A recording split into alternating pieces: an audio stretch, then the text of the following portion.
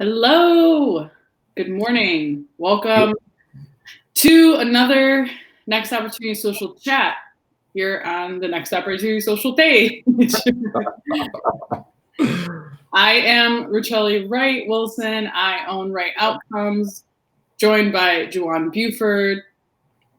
We don't have an outside guest today that we're interviewing. It's just going to be us again. But we have an awesome topic that kind of bobs and weaves a little bit through. It's an overarching topic of branding, right?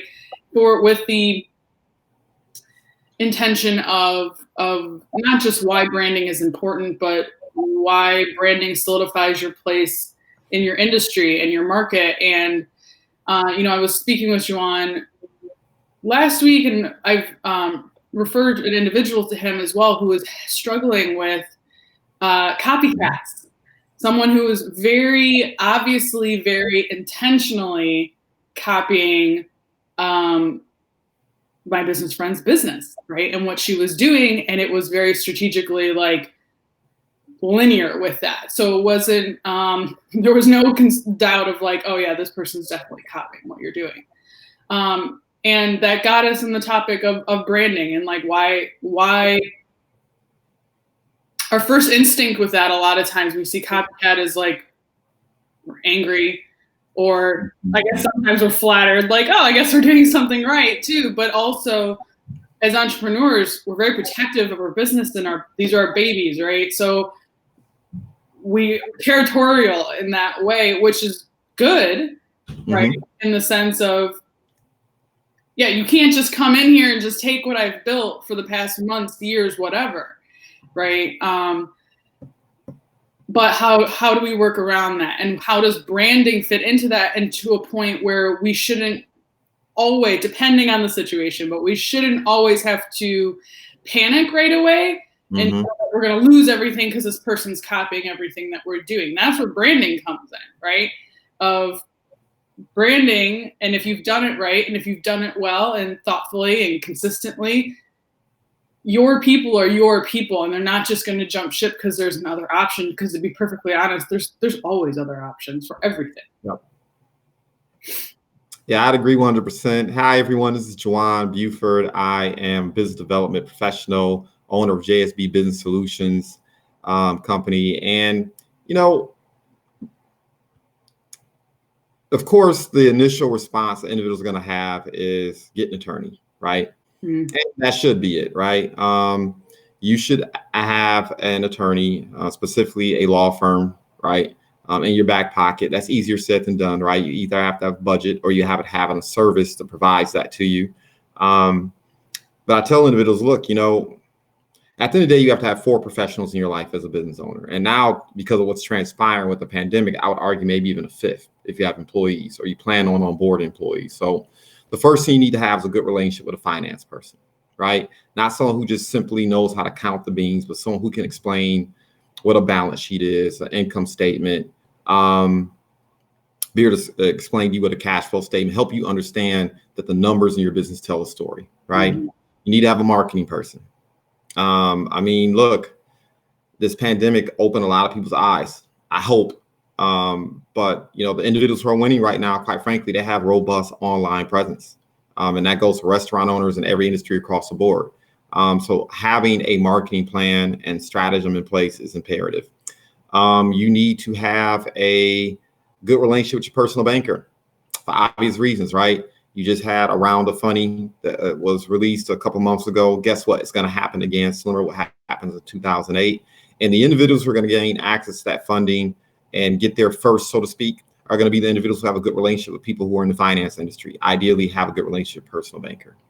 And then, of course, you need to have maybe now an HR person or HR professional, someone who understands the industry, because there's a lot of gray area right now, right?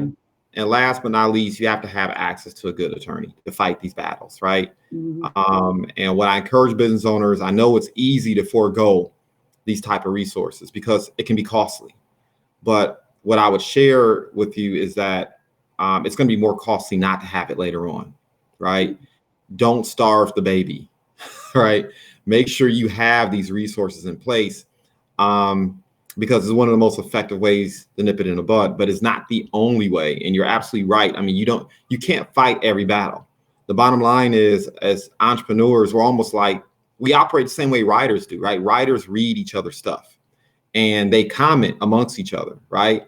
They borrow content from each other. They borrow ideals from each other. That's what happens in a healthy publishing community. Well, guess what? That's what happens in the entrepreneurial ecosystem as well, right? Mm-hmm. And so, you're not going to have the luxury of picking up the phone and getting an attack dog attorney to have someone cease and desist all the time, right? And a lot of times it's not even necessary, to be quite frank. There's some other things you could be doing to shore up your brand. And, this is where I would kind of defer to you, right? Because I have my own ideals of how you can utilize branding to offset conflict that can occur and prevent people from basically being able to rob, cheat, and steal in terms of your own ideals and your presence. But I think a lot of individuals have a difficult time understanding what branding is. Yeah. Right? And that branding means different things depending on the stage you're in your business, right? Mm-hmm. Branding for Coca-Cola is different than branding for a startup, right? You're ideating, you're just launching your business out the basement. Those are different things. And I would defer to you, Rochelle. I mean, what are your thoughts on, for our audience that are listening, like, what does branding mean to you? Initially, when people think of branding, I think right off the bat, they think of logo, right? Mm-hmm. It's a logo. It's my color. it's that. And it is part that is a part of that, right? Or it can be a part of that. Not everyone has a logo and not everyone has solidified colors or, palettes and whatever. It's absolutely an aspect of it and can be an important aspect, especially when you're running into copycat sort of issues. So I don't want to discredit that it's not an important thing, but it's certainly not everything. Branding is the tonality of what you're saying and how you're saying it, how you're delivering that material. It's basically there's like 1,000 definitions based on your point of view of branding, but like it's the overall encompassing idea of your business. When someone sees something that you're putting out there or, showcasing the world that you're marketing, it's obvious to them that this is yours, right? Because like you've solidified that this is, this speaks to your mission, this speaks to your why, this speaks to what you stand for, this speaks to why the business itself. So it's not always like this, I don't want to say branding's like ethereal and it's like a feeling, it's not, it is the concrete things, but absolutely in your writing, your copy, that's part of branding. I think what you name things, whether they're products or services, right? Potentially, they're in also how you work, right? And how your customer service process, right? Whether you have a client or you have a product, your process from start to finish with that person you're interacting with, that's part of your branding too. So it's a lot of things. And to be perfectly honest, if you don't have all of those areas worked out or they're feeling fuzzy, then I would argue that your branding isn't solidified enough. Yeah, I love it. I like to think about branding as a reflection of intent, right? Your branding at the end of the day communicates your intent, right? And I love the thing you said about customer service or client services, right? I mean, because I would argue, especially when you're starting out, right? Your branding is really your branding is how you show up when you're first launching a business, right? From the time someone shakes your hand, from the time someone, like you said, reads your copy, editing, or whatever it is you're posting online, quite frankly, even in the process of you onboarding the client, right? And what that process looks like and how it feels, how you follow up, right? Whether you take on a client and disappear, or whether you take on the client and you're there side by side, making sure that whatever service or product you've marketed to them is actually meeting their need, right? Exceeding expectations, right? It's part of your branding. I remember years ago, and as I was thinking about this conversation, I thought about it. And I think about it frequently. I remember when I was first starting out as an investment advisor, and there was a gentleman who kind of operated as a mentor to me, older gentleman. He was in the Millionaires Club, did very well for himself. And I was smart enough to understand that, look, when I'm dealing with high-end clients, I need to bring in someone with high-end experience. So that way I get to earn while I learn, right? And I remember an appointment we went on, and I remember I arrived 2 minutes early, right? So I thought I was doing good, right?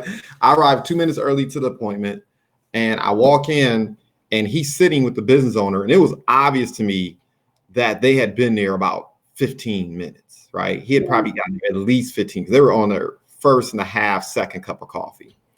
And to his credit, he didn't say anything to me about it, right? We sat down, gave a great presentation. I had a chance to listen and learn. The client received great service, great information, very happy with what we delivered and shared. And we ended up taking that person on, and that ended up being one of my most important clients to start my practice. But I remember the conversation we had after the appointment, and we walked out the door, and he looked around to make sure no one was looking. We kind of walked to the side of the building, and he mentioned a quote about Vince Lombardi and the ideal that when you show up on time, you're late. When you show up early, you're on time.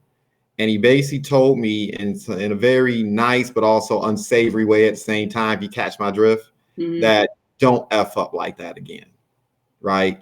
Because I was messing with his brand, right? But also he was sending a message to me about what was required in order for me to build a brand, right? Because depending on the nature of work that you're doing, depending on, quite frankly, let's be real, your ethnic background, sex, et cetera, people will have preconceived notions of who you are, right? And what you're about and what they should expect. And so it planted a seed early in me to always exceed expectations. And to this day, like, I remember every appointment I've ever been late for, to this day. For the last 20 years, I tell you, I remember every single one. Thankfully, it hasn't been a lot, but I remember every single one. And you know, it's just, and I learned how important, and that's so important when you talk about branding. Once again, if you're just starting out, how you show up, when you show up, showing up prepared or not prepared, doing your homework before you converse with someone, that is branding, right? Letting people know that you are sophisticated, that you're up to the challenge. That signals to people who you are, what you're doing, and where you're going. And I know that if you don't have all the resources in the world, you know, you may not be able to afford the trademarks, the logos. You might not be able to afford a really, what's the word I'm looking for? Attractive online presence, right? A great YouTube channel, and your LinkedIn profile might not be crisp and clean, right? And shiny yet. But I'm here to tell you, in the beginning, those things matter, but to an extent they don't. Right? What matters more is the intent that you have, how important it is to be of service to those individuals who are sitting across the table from you, or quite frankly, across the screen from you on a Zoom call. And so I'm really glad you mentioned that, because those things are so absolutely important. What advice would you give if someone, if we have anyone watching that they're like, I've got my brand, I understand my brand, and with this pandemic and all this stuff and people pivoting and shifting, some models might start looking like other people's models, and lines are going to get blurry in an effort for individuals to, you've got like new people who are like, I'm going to be an entrepreneur now because I need to work for myself. Or you've got entrepreneurs who are pivoting, saying this doesn't work anymore and I need to shift. And that was the reason, that second one, so kind of a blur of that was when the person I referred you, that was what was happening. It was a due and result to this pandemic that someone got desperate. They started a business. They decided to do this. They copied this person and started hitting the ground running. What would be, and I know it's, maybe this is a little vague, but like, what would be those first steps you would suggest if you notice someone that is clearly, obviously, either copying what you say, your product, your service? What would be those first initial steps to take? So what I'm going to speak to is what you do in terms of your business. And Right. then we'll touch on how do you respond to the other party, right? But the first thing I start thinking of is the process, right? It's like when you go to a panel discussion, someone's sitting on the panel, you start asking questions. And in the beginning, when they have these rehearsed lines, they seem legitimate, right? They seem like they know what they're talking about. But when you start digging in the process, you start to realize, oh, wait a minute. This person may not have done these things. This person, you find out whether or not it's a person that's an academic, nothing wrong with that. But you find out whether or not a person's an academic or whether or not they've actually taken the journey, right? It's almost like the difference between talking to a travel agent about the Amazon versus a tour guide who's actually done the tour, right? And so one of the things that you can do, something I encourage particularly creatives to do, is let people in on your process. You don't start to let them in into your, you don't have to let them in where they cross the line of privacy, right? And you end up divulging skilled trade that you probably don't want out there, right? But let them in on your process. Let them see what your day-to-day looks like, what your preparation looks like, what are your thought processes, what are the habits, what are the share information about experiences you had on appointments, right? Share stories about the people whom you've impacted, because those are things you can't fake, right? You can't fake process. You can try to get away with faking stories, but that's going to catch up with you because we know each other's business now. So, I mean, small world. You start telling stories that aren't true, you're going to get caught out on it.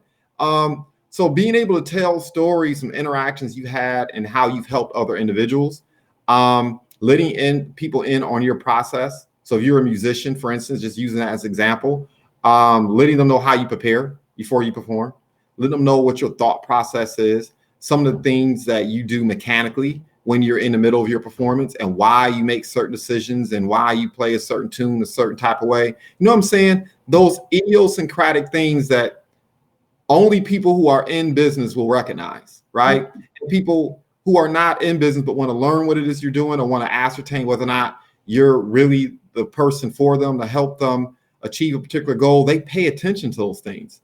So that's something that I would pay close attention to. It's not always about what you're selling. It's not always about what the service is. Communicating what it took to build that service and product and what your thought process is going into an engagement. Those are some of the things you can do to separate yourself, right? The other thing you can do, once again, and I'm going to beat this like I'm so tired of that phrase, beat it like a dead horse. I don't want to beat a dead horse. Anyway, but I'm going to I got to remove that from the vocabulary. Anyway, we're going to keep going back to this client services thing and how you treat people. And once again, when a person patronizes you, how do you receive them? Do you make them feel extra special? Do you make them feel like they're the most important person on earth? How you go about the process of engaging people after the sale, your follow-up. You're making sure that those individuals are happy with your services. You're making sure that, quite frankly, you tell them your why when you're delivering your service, right? You let them know your reason why for being in business, that you engage them. You show them that you're important. The bottom line is typically people who are copycatting you aren't going to do a deep dive like that. Yeah. Right. Because they're typically not as passionate about you about the thing you're doing anyway. They just see it as an opportunity to earn revenue, and they're trying to take as much of your veneer as possible so they can appear like you. Right. But the way you separate yourself is reputation, right? How you solidify your reputation. I'll give you a case in point. This is something I do, right? So I'm going to let out a little trade secret here. When I meet with someone, when I have a discussion via Zoom or belly to belly, and a person divulges to me what their goals and what their objectives are and what they're trying to accomplish, even here, you notice I'm taking notes, right? And something that a lot of my clients, something that a lot of the individuals that I work with who will be clients know about me is after that meeting, usually 2 to 3 business days later, you get a recap from me. I'll literally take the time to email line by line, item by item. These are the things we discussed. These are my recommendations. I'll provide resources. I'll provide contact information for other individuals who can assist you in ways that I may not be able to do, right? I'll provide content. Even if it's not my content, I'll provide other people's content. I don't mind. I want to make sure that business owner knows that at the end of the day, I'm 100% committed to every objective, every issue they had, and make sure they get solved. And I want the person to see through my follow-up that I paid attention to them. It just wasn't simply a sale, that I'm a problem solver, right? Mm-hmm. And I have individuals out there who attempt to duplicate what I've done. It just doesn't work, right? Because they're not attentive. They're not paying attention like that. They're really not plugged into the person that they're dealing with. I've done, speaking engagements and different social events where, once again, people have tried to duplicate, but their heart isn't in it, right? And so I guess what I'm saying to you indirectly for those who are listening is let people see and hear your heartbeat, right? That's one way to combat that. And your heartbeat, once again, comes out in how you engage people, right?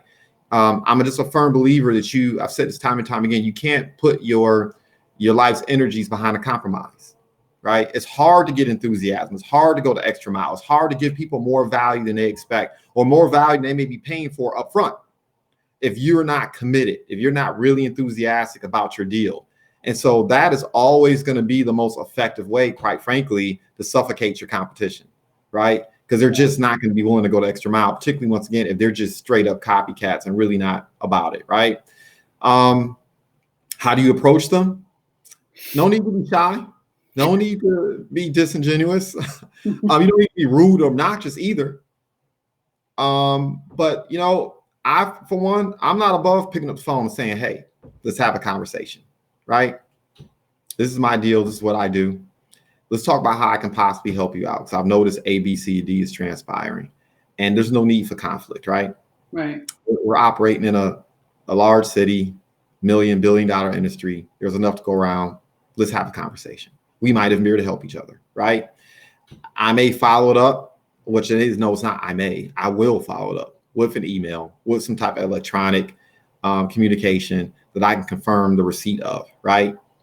I'm going to do that, right? I know some people use text messages. I don't. I believe in an email because you can also set up an email in such a way where you can make sure that there's a notification when they've actually opened or engaged the email, right?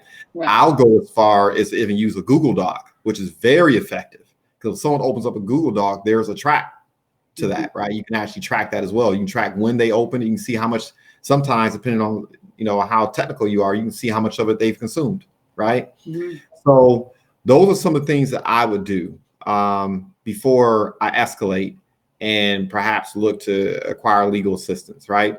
The bottom line is, even when it comes to my competitors, I still look at them as potential clients, and I still look at them as individuals who may be able to open doors for me, right? Assuming they level up in their thinking. Right. And so those are the things that I would attempt to do. I'll be frank, 10 years ago, we were having a discussion. I'll be like, burn the bridges, go for them, put them out of business, But I just don't know if that's realistic anymore, because the barrier to entry to everything, almost everything, is nothing. Like anyone outside of being a doctor, rocket scientist, whatever, like, except for, you've got people who Google their way and decide that they know everything about those things as well too. Like, it's the barrier to entry to do a lot, even what most people are doing, is very low, or at least to appear that what you're doing. I mean, I'm in digital marketing. Talk about an industry that didn't need another human in it, but it just, I know that the way that I do things and deliver things and process things is very, very different than most of the individuals around me. But likewise, I enjoy doing the same thing. I really, in some cases, I like being a proactive step of finding my competition, so to speak, and establishing that relationship beforehand. Let's end this before you even get wise about trying to copy me.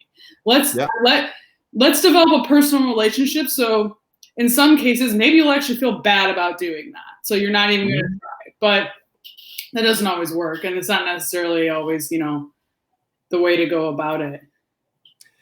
You said something that was very important, because the appearance, there is a low barrier. But to actually do business, I would argue in some respects, it's starting to become more difficult.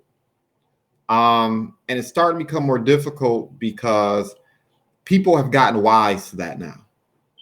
People have gotten wise. You can't easily fool people with a nice website and a nice social media presence anymore.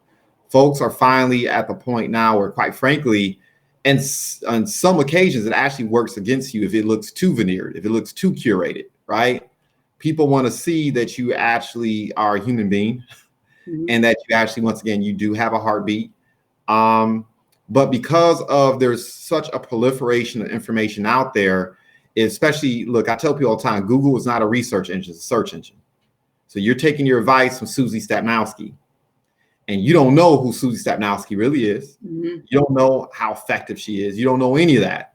And so you could be out there consuming the wrong information. You're going out and regurgitating that, and you're exposing yourself. Yeah. And so because of that, in some respects, it's actually become more difficult because so much information, so much knowledge is actually required to be effective, to be a cut above the rest, right?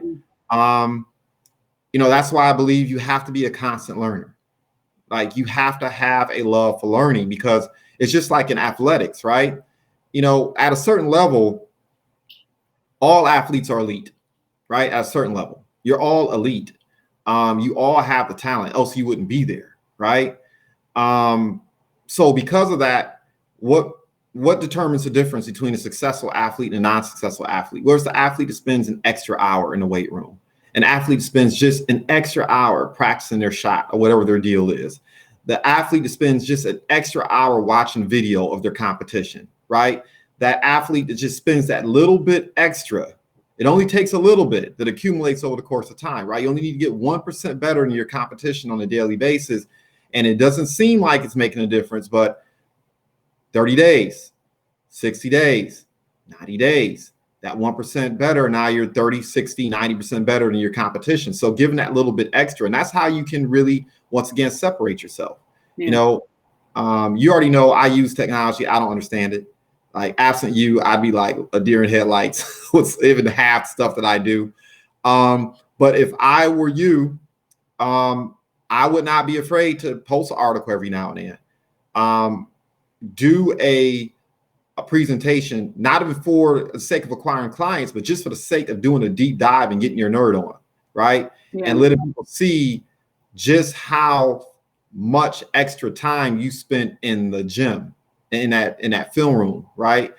And that separates you a lot. And of course, at the end of the day, with you, Rochelle, you have a reputation. You have people who will vouch for you. You have people who will testify to how effective you are, people who will testify to how intelligent you are and how beneficial the relationship has been. And once again, that's another way for a business owner or entrepreneur to separate yourself from the pack, because you can't easily duplicate that either, right? Right. There's a reason why I have testimonies on my LinkedIn site. There's a reason why I ask my clients to write recommendation letters, because some things you just can't fake, right? And that's how you separate yourself. Yeah. And don't get it twisted. People will follow up. So, that's important. Christian, great question. What changed my mind? What changed my mind is funny. We were just having a conversation before this began. Talent wins games. Teams win championships. And one of the most important lessons I've learned early on in my career, to be transparent. So I know what it's like to have a $30,000 day in business. I know what it's like to really knock the ball out the park in a lot of different endeavors that I've been in. But one of my earlier frustrations early on as an entrepreneur and professional was that I never could develop momentum. So I'd achieved these really good things, right? I'd gained notoriety. I would achieve something that's helped me stand away from the pack, but I never was able to gain traction. And I understood at a certain point when I turned the corner, I realized, you know what? It's not enough for people to respect you. It's not enough for people to appreciate you. It's not enough for people to even kind of like you. You have to be here to create advocates, people who are stark raving fans of what it is that you do, people who even in their competition with you have to give it up and say, you know what? They're just handling their business. You don't want to create turmoil. You don't want to create animus unnecessary. Number one, look, business is already a contact sport. So conflict's going to occur, right? This isn't flag football. This is rugby. And you mess around, you get knocked in your teeth. You think it's a game in business, right? So there's already enough conflict as it is. You don't want to create more of it. And so when I understood that, that's when I turned the corner. And that's when business started getting a lot easier. To this day, that's why I really don't concern myself about where my next client is coming from, because I've built up so much goodwill. When there have been opportunities where I could have, quote unquote, slayed someone, I didn't. And I know they know it, right? I know that. There are times where I've been in a room with someone, they know the Jawan from 10, 15 years ago would have raised up, and it just would have been, it would have been a very unsavory and unpleasant situation for them. Now, no need to go there, right? I don't want to expend unnecessary energy too. You know, it takes more energy to be mad. It takes more energy, you know, your music matters, right? If you're running around mad and angry and upset, your music matters. You can't fake that. People can feel your music. Mm-hmm. And I just want my music to be positive. I want my music to be uplifting. I want my music to be transcending. I'm not thinking about my competition, because the other thing I would encourage people to understand too, which is why I don't get upset with individuals too much anymore, is look, I almost view, entrepreneurship is competition, right? And anyone who's played sports before, particularly if you've ran track, you know when a track runner's in trouble when they start looking around and see what everyone else is doing, when they're not running their race. 9 times out of 10, they're getting ready to lose, right? When you're running your race as good as you can run your race, and you've paid the price, you've done the training, you did everything you're supposed to do, you're confident in the race that you're running. And so you're just focused on that. And that's why you win, right? When you're so busy spending time checking for what everyone else is doing around you, that's an unnecessary expenditure of energy. That's time you could be spending perfecting your craft and running the best race you can run. And so, you know, coming to these understandings is what changed my mindset. And there's still people who I want to thrash. There's still people who I want to, you know, suffocate out. But what I've learned is that success can be your best tool. Success can be the best means in which to deal with competitors and people who are unsavory. Because as they continue to run their mouths, whether they're trying to copycat, I'm just gonna say half-ass copycat, whatever it is that you're doing, as they continue to speak ill of you, your success makes them appear and look smaller and smaller and smaller. Their voices get smaller. And you look up 5 months, 5 years from now, and they're literally just in your dust, right? They're just irrelevant. They're insignificant.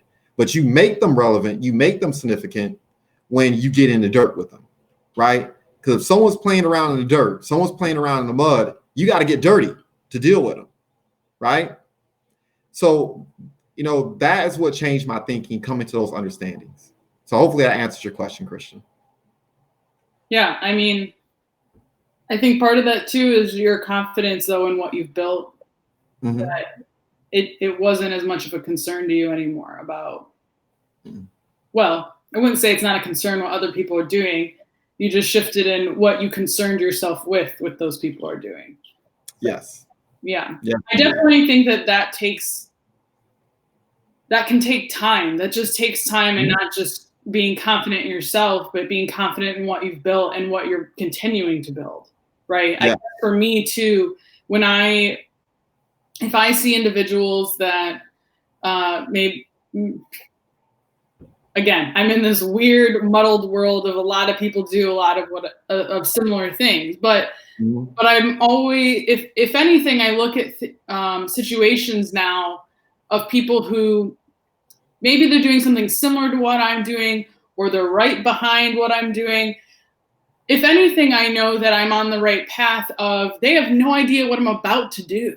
They have no idea what I'm about to do and how I'm going to grow. And to that extent, that gives me energy, and that keeps me excited about what I do. Because it's like, you can copy what I do all day, but I'm 10 steps ahead of you. Yes. I'm already building the next thing when you're trying to mimic what I'm doing right now. Mm-hmm. And that's something too, when I get people who come to me, because to a certain, marketing is the process of getting yourself to stand out from someone else. So, you know, in my process, when I'm working with individuals, we focus a lot on, yes, this is your business, your why, what do you stand for, all that. But let's talk about you. right? Mm-hmm. We as individuals buy from people we know, like, and trust. And unless you can articulate that know, like, and trust factor authentically, then you're gonna look like a copycat from someone else. Mm-hmm. So, be mindful of that. You might not be copying someone else, but if you're not showing up as authentically genuine with your own process, someone could easily come to you and be like, oh, you're copying what I'm doing, because it's very generic. Yeah. Oftentimes too, something to think about, because you raised another valid point that I think is very interesting and worthwhile. Look, when you've put in time in your work, when you've paid the price, when you've put in your 10,000 hours, right, from Malcolm Gladwell's Outliers, what you've also done is you've identified your target market. You've identified your ideal client. And someone who's trying to copy off you really doesn't understand that, right? At a certain point, you begin to realize that a lot of marketing and branding is about attracting what I think it was Tim Ferriss. He talks about the ideal of having 1,000 or 3,000 fans, right? Stark raving fans, right?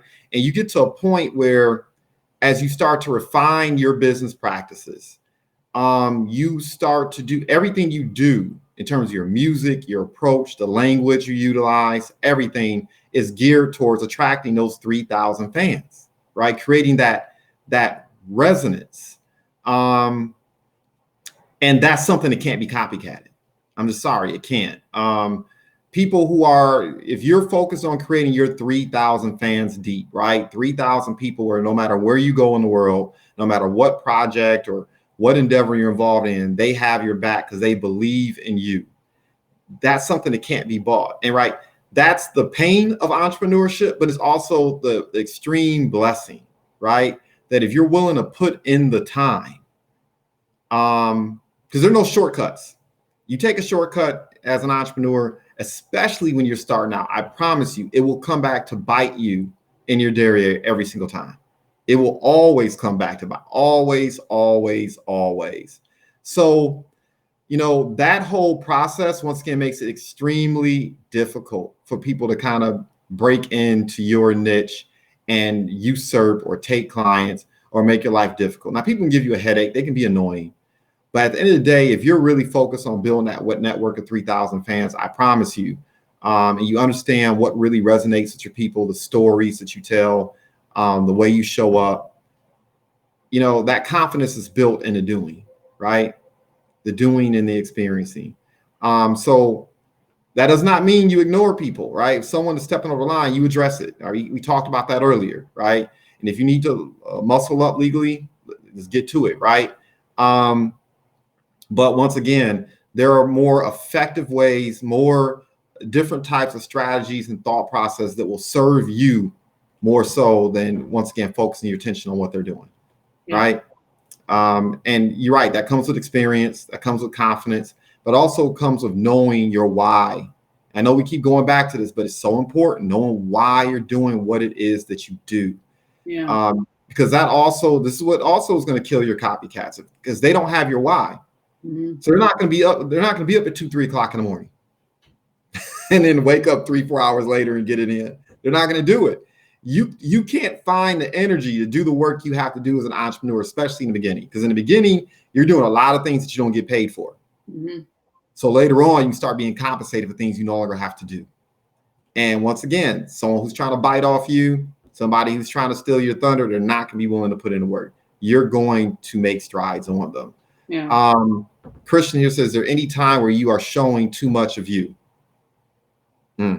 I like this question a lot. I'm glad you asked it. And I already started thinking about it before it was asked when you mentioned Tim Ferriss, because another person that who's like my marketing god, and so is for so many people, Seth Godin, right? Yep. So this brings up an interesting point of understanding that a good chunk of your audience are people who want to be you, right? They're not necessarily going to copy you, and that doesn't make them copycats, but they admire you. They admire what you're doing, and they want to be you, right? If I think of like Seth Godin and whatnot, his audience is a lot of people, but he's a marketer, right? But in his audience is mostly marketers, right? Who admire what he's built and what he's done. If he had not showcased himself and he writes a blog every single day. And if you subscribe to it, you will get an email every single day of his blog, right? Of what he's written, his thoughts for that day. If he at any point had gotten overly concerned about someone copying him, or that someone's going to be able to grasp that genius of what he has, think of how less we would have gotten and how our society wouldn't have been as beneficial from what he could have shared, right? Of being able to share with us all of that knowledge, to the extent of whatever he was comfortable with that. But he shares a lot. He is not afraid to over indulge in what you want to talk about or show you how this works. And I guess I say to this point as well, I think before people would be like, you don't want to show too much, you don't want to give away too much and whatnot. I think that's a harder argument now to make in an age where we are consuming so much information all day long, so quickly, that you could put out there everything you do, everything you know, how you do it, whatever, and someone is only still going to have only so much time to consume all of that, of what you do, and they're going to be consuming 100,000 other things as well, right? So even if you do showcase more and do more and whatever, there's only just so much that our brains can hold at one time, right? And that we're going to solidify onto. So I would argue almost, I don't know if it's a blanket yes or no answer, if that yes, there's a line, but kind of like to what you were saying in the earlier, showing the inner workings and the messiness and the process of it all, of showing more of too much of you, is just going to help people feel that you actually know what you're talking about. You actually know what you're doing. And, I'm going to piggyback off of that and just maybe nuance it a little bit, because I know there's another concern too, right? Because people are concerned about being judged. Yeah. Right. Because there's a lot of peacocking, if you catch my drift, on Instagram and Facebook and LinkedIn, a lot of peacocking, right? If you catch me. So, but here's the thing, I would argue, is look, in some respects, it's beginning to backfire, right? I pay attention. I don't spend too much time on social media. I just refuse to have my life revolve around it. But I do pay attention to who's showing up and who isn't. And there are a lot of shiny suit, loud people who are peacocking that you don't see too much anymore. Yeah. They're really silent right now. And there's a reason for that, right? Because a lot of it was a facade. Look, I share this with people all the time. Me being a former investment advisor, I think about this all the time. I know the stats. The suit majority of U.S. households, suit majority of people working earn $40,000 a year or less. So I know not to pay attention to what people are wearing. I know not to pay attention to what cars they have. I know not to pay attention to what vacations they're on, because I know most of that stuff has been bought on, they're renting it. It's on credit. And when shit hits the fan, the credit isn't available anymore. So the reality becomes crystal clear. And that's the same in business, right?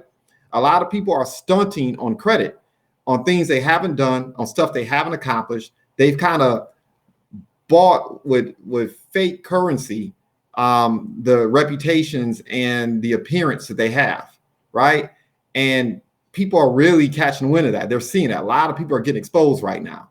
And if you have been authentic, if you have been you, and yeah, everyone goes through their ugly duckling period, but I would argue, particularly with serious people, the type of individuals who are checking for you anyway, they don't mind that. Right. They don't mind seeing the climb. They don't mind knowing that, yeah, you would. Matter of fact, Rochelle, you hit the nail on the head. People do business with folks when they like, know, and trust. They do business with folks when they feel like can identify with, right?